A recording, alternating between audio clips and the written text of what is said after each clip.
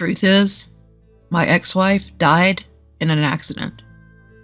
I'm thinking of taking in our twin daughters, but that's probably not okay, right?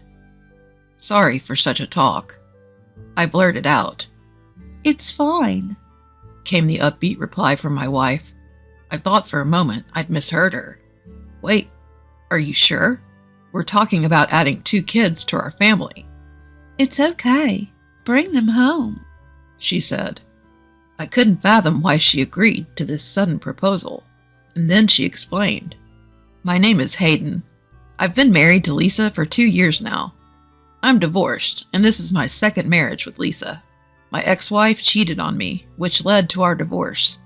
My ex, Amy, was flamboyant and sociable, the exact opposite of me, with a large circle of friends. I am a simple guy, but Amy liked the fact that I was a key player in a renowned corporation, so she decided to marry me. Amy's advancements were so persistent that I ultimately gave in and married her. Life with Amy was enjoyable in its own way. I'm grateful to Amy for giving birth to our twin daughters, who are my world. Just as our twin daughters Molly and Clara turned 2, Amy abruptly declared, I want a divorce.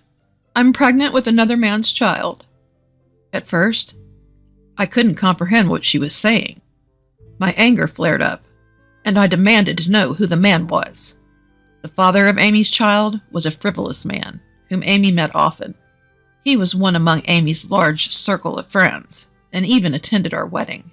I couldn't believe that a man who attended our wedding would then go on to have an affair with my wife. I couldn't bear to breathe the same air as Amy anymore, so I took Molly and Clara and moved back with my parents. We filed for divorce, demanding compensation, but I couldn't win custody of my daughters. I'd heard it was difficult for fathers to win custody of young children, but it was hard for me to accept that even though the mother had cheated, I couldn't secure their custody. Regardless, I couldn't overturn it, and was granted visitation rights to see Molly and Clara by paying child support, looking forward to the days when I could see my girls. I had no choice but to continue living. I tried to create as many happy memories as possible whenever I saw Molly and Clara, to ensure their memories with their dad were joyous ones. We would go to theme parks, visit zoos. I did everything I could for my adorable daughters, but I could no longer live with them. Once I dropped them back with Amy, I would get on the train home alone. One such day, I suddenly realized I was crying. My wife had been stolen, my daughters taken away, and I felt empty. I was so emotionally drained that I didn't know what I was living for. A grown man crying on a train must have been an odd sight. As people distanced themselves from me, Lisa approached me. Are you okay? If you're not feeling well, we can get off at the next station together, she offered. I found Lisa to be quite unusual with her genuine concern. I wondered what she stood to gain by being kind to a man like me. I'm okay, I curtly replied. People who are okay don't cry, Lisa responded, handing me a handkerchief, and indeed, she got off at the next station with me. I stopped as Lisa suggested calling over a station attendant, and sitting on a bench on the platform, I confided to her about my miserable situation. As I spoke, she nodded attentively, making me realize what an unusual person she was. You'll be fine, Hayden. This might be a dark period in your life right now, but brighter days will come. I was genuinely comforted by Lisa's words. Using the excuse that I wanted to wash and return her handkerchief, I got Lisa's contact information, and we began to meet frequently after that. Lisa, who is kind to everyone and treats every person with the utmost kindness, was even more of an oddball the more I got to know her.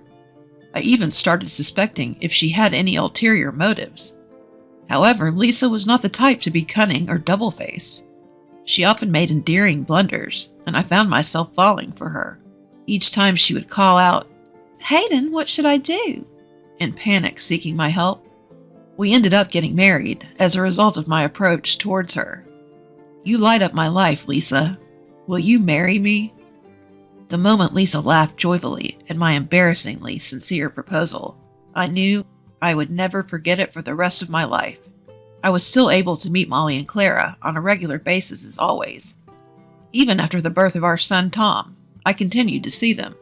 Lisa was aware that I was paying child support and knew I had twin daughters. But I couldn't bring myself to tell her about my meetings with Molly and Clara, fearing it would upset her. Feeling guilty, I lied to Lisa, saying I was going to hang out with friends whenever I went to see Molly and Clara. Lisa would see me off with a smile and say, "Be careful." One day, while thinking that I should eventually tell her that I was regularly meeting with Molly and Clara, I received a sudden, shocking message. "Amy died." The message was from Amy's mother. Amy's mother, with a crestfallen look on her face, informed me that Amy had died in an accident. Amy, her current husband with whom she was having an affair, and their child who was born to them, were all killed in a tragic car accident during a road trip. Amy's mother told me that she couldn't take care of Molly and Clara, as her own health was failing, and their grandfather had passed away earlier. The moment she said she would have to put Molly and Clara in a facility if no one could take them in, I found myself instinctively saying, "I'll take them in." Amy's mother thanked me, but I was immediately consumed by a sense of guilt for having given an impulsive response. After all, I had my own family now with Lisa and Tom. Feeling it was unforgivable, I decided to discuss this with Lisa. Actually, my ex-wife died in an accident. I want to take in the twins, but that's not okay, is it? I'm sorry for bringing up such a topic. "What? That's awful. No, it's fine." I was startled by Lisa's response. I was prepared for divorce, or at least a look of disgust. I thought I had heard wrong. You're okay with it? This means we'll have 2 more kids. "That's fine. Bring them home. They must be scared with their mother suddenly gone." With that, she urged me, who was still in a daze, to prepare to go out. Putting on my shoes in the foyer, I asked Lisa, "Why are you forgiving me?" She laughed at me with a slightly bewildered expression. "You silly. After all, you've always been loving towards the twins, Molly and Clara. I noticed. You've been visiting them regularly." "Why?" "Well, you always seem so cheerful when you return from these sneaky outings. I knew you wouldn't cheat on me. Pretty good detective, huh?" Lisa joked, and I immediately understood she was trying to cheer me up. At the same time, I came to realize how big-hearted Lisa was. "Thank you," I said, and then I headed to my in-laws' house by car to pick up Molly and Clara.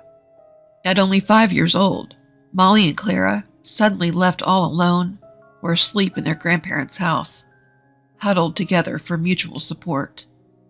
Seeing the traces of tears on their cheeks truly pained me. I thanked my mother-in-law, woke up Molly and Clara, and tried to explain the situation as simply as possible so that even children could understand. They cried at the thought of never seeing Amy again, but they said they wanted to live with me. In the car, I talked to Molly and Clara about Lisa and our baby, telling them how kind and wonderful Lisa was, and that our baby was still very small and adorable. The girls looked anxious. When we got home, Lisa had prepared a feast. She had cooked dishes that she thought the children would like, and she introduced herself to Molly and Clara with a warm smile. "I'm Lisa. I'll be living with you 2 from now on. So let's get along. I know you must be very sad right now, but don't worry. You have your dad, and of course, I'll be here too." Lisa spoke to Molly and Clara in a gentle voice, and without seeming bothered by their lack of response, she encouraged them to eat their fill. The girls timidly started eating, but it must have been really good, because they soon started eating enthusiastically, which was a relief to me. After giving Molly and Clara a bath, I found that Lisa had already bought bedding for the kids. Since I had been using the car, Lisa had brought the bedding back on her own. "That was quite a task." Lisa chuckled, but all I felt was gratitude. Molly and Clara refused to sleep with Lisa, so I ended up sleeping between the 2 of them. When I apologized to Lisa for the girls' behavior, she comforted me, saying, "It's okay. It's too much to expect them to adjust so quickly. Right now, you're the only one who can support Molly and Clara emotionally, so don't worry about me and just do your best." Lisa laid out a mattress in the living room and slept there. During the night, Molly and Clara cried in their sleep, and I spent a painful night. After that, life with Molly and Clara went smoother than I expected. Lisa didn't mind when Molly and Clara gave her skeptical looks. She would scold them like a real mother when they were mischievous, and she would comfort them gently when they were crying. One thing I noticed after living together was that Amy had not been very affectionate towards the girls. Molly and Clara tried to do everything on their own. They would open the refrigerator on their own when they were hungry, munch on cheese, and even lay out and put away their own bedding. At first, I thought they were very independent, but their behavior seemed odd. Lisa also consulted with me, and we concluded that Amy may not have taken care of Molly and Clara very much. The clothes that were sent as Molly and Clara's belongings were shockingly few. Whenever Lisa would prepare a meal, they would ask, "Will Lisa share the food with us too?" They seemed puzzled by the concept of bathing daily at first, and it appeared that until then, they had been bathing only once every 2 days. What's more, these 5-year-old kids were taking baths on their own. The story of Amy going on a trip with her husband and the child born between them, only to encounter an accident, seemed strange from the get-go. Why weren't Molly and Clara taken along on the trip? It was clear that the girls had been treated poorly, and I couldn't contain my anger. I can't forgive Amy and her husband. Once they had parental rights, they had a responsibility to make Molly and Clara happy. So why didn't they take care of them? I was trembling with rage, but both Amy and her husband were no longer alive to bear the brunt of it. With nowhere to direct my anger, I clenched my fists tightly, and Lisa spoke. "Hayden, I understand your anger. I'm angry at Amy and the others for not properly raising such adorable children like Molly and Clara. But being consumed with anger at people who are no longer in this world isn't going to do any good.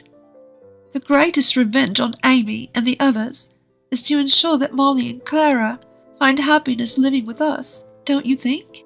So let's shower them, and of course our son Tom, with lots of love.